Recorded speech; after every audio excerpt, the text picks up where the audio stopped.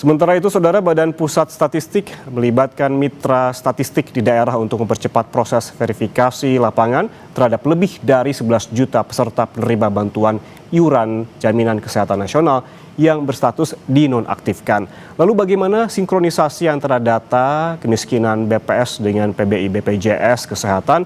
Kompas Bisnis langsung bertanya kepada Kepala BPS Amalia Adininggar Widyasanti. Bu Winnie, selamat pagi. Selamat pagi. Sehat, Bu? Alhamdulillah. Alhamdulillah. Ibu, pertanyaan pertama saya ini, bagaimana BPS memastikan akurasi dan juga pemutakhiran data penduduk miskin yang menjadi dasar penetapan PBI BPJS Kesehatan, Bu?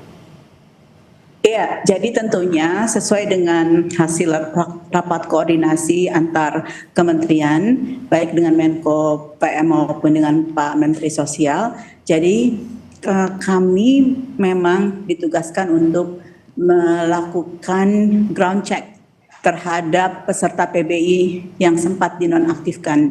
Jadi dalam waktu saat ini kami akan melakukan sekitar ground check 106.153 peserta PBI yang sempat dinonaktifkan, tetapi sekali lagi bahwa yang 106.153 orang ini sudah direaktivasi secara otomatis.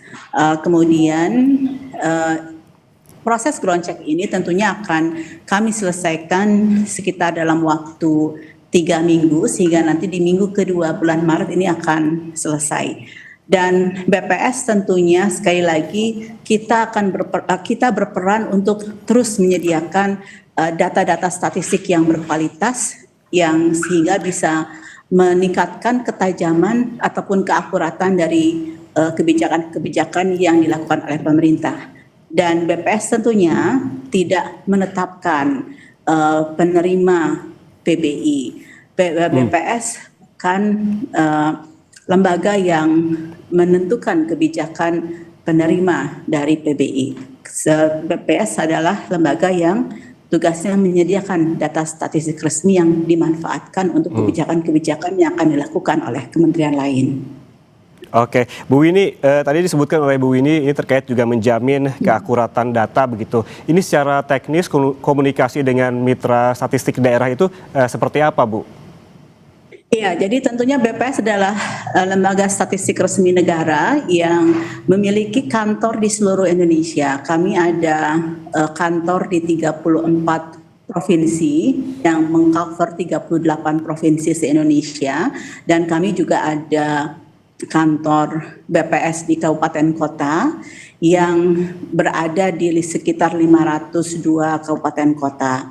Ini tentunya mengcover 514 kabupaten kota seluruh Indonesia, karena ada beberapa kantor BPS kabupaten kota yang memang menjalankan fungsi ganda. Beberapa kabupaten dihandle oleh satu kantor BPS kabupaten kota.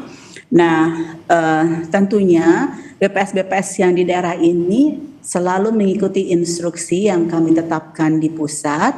Mereka nantinya akan menjalankan ground check bersama dengan mitra statistik kami di daerah, dan juga dengan nantinya akan dibantu oleh pendamping PKH juga untuk melaksanakan ground check yang khusus PBI ini.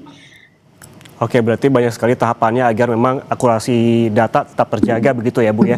Lalu kemudian ini sebetulnya seberapa sering data kemiskinan ini diperbarui dan apakah cukup responsif menangkap masyarakat yang baru jatuh miskin misalnya karena PHK, Bu? Iya, jadi mohon kita bedakan antara data tunggal sosial ekonomi nasional dengan angka kemiskinan, karena ini merupakan data yang, maksud saya, cara mengumpulkan datanya berbeda.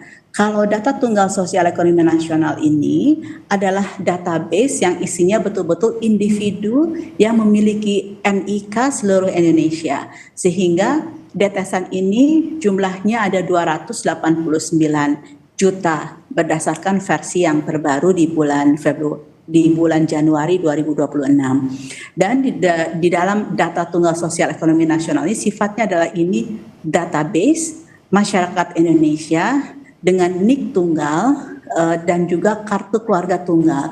Sehingga jumlah kartu keluarga yang terdaftar di dalam DTSN saat ini betul-betul unik dan tunggal karena kami sudah rekonsiliasi dengan Dukcapil dan jumlahnya 95 juta. Tapi bedakan dengan angka kemiskinan. Untuk menghitung angka kemiskinan, ini yang kita sebut dengan statistik makro, di mana data kemiskinan atau angka kemiskinan ini kami hitung berdasarkan survei yang kita sebut dengan Susenas, survei ekonomi sosial dan ekonomi nasional atau Susenas, di mana metodologinya menggunakan konsep kemampuan memenuhi kebutuhan dasar atau basic needs approach, dan ini kami lakukan setahun 2 kali. Nah, yang terakhir kami baru rilis adalah kondisi September 2025, di mana angka kemiskinannya yang kami rilis sekitar 8,25%, artinya sekitar 23,4 juta orang Indonesia masuk ke dalam kategori miskin. Berarti memang harus bisa dibedakan begitu ya Bu ya, di mana data tunggal dengan data kemiskinan tersebut.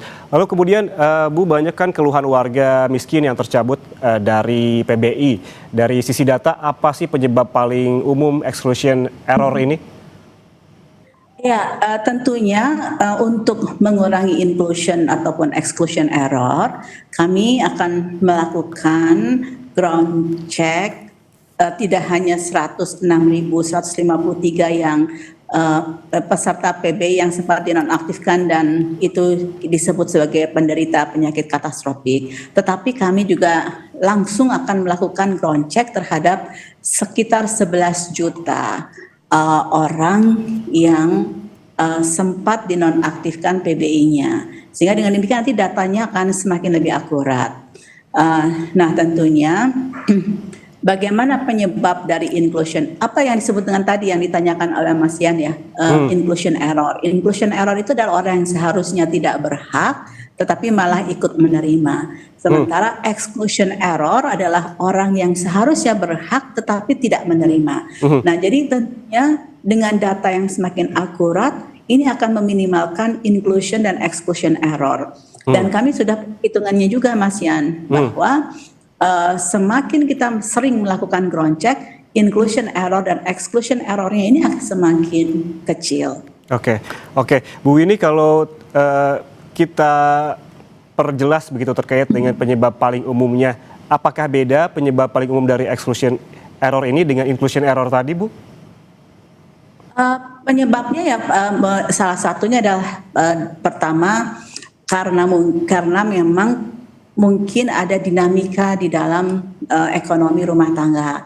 Itu bisa menyebabkan salah satu penyebab exclusion error. Misalnya yang tadinya mereka hidup cukup, kemudian karena ada sesuatu hal di dalam ekonomi rumah tangganya, apakah karena PHK, kemudian karena ada sesuatu musibah, kemudian mereka kehilangan aset, kemudian mereka tidak mendapatkan pekerjaan.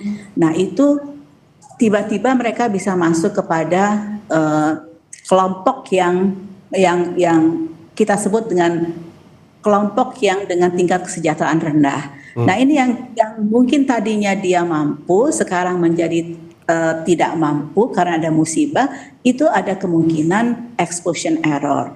Memang sekali lagi bahwa data tunggal sosial ekonomi nasional ini atau DTSN memang data yang terkait dengan manusia yang memang setiap saat ini bisa berubah kondisinya. Kadang dalam hitungan menit ada yang meninggal, bahkan dalam hitungan detik ada yang lahir. Bahkan mungkin tiba-tiba mereka tidak memiliki pekerjaan atau tiba-tiba seperti di bencana Sumatera ada bencana sehingga menghilangkan semua aset rumah maupun kepemilikan lainnya. Nah, ini yang proses karena data manusia itu memang relatif dinamis, tentunya yang dilakukan oleh BPS adalah kita melakukan ground check sebelum kebijakan-kebijakan strategis dilakukan. Oke, datanya dinamis karena memang kondisi-kondisi yang berubah setiap waktunya begitu ya Bu ya.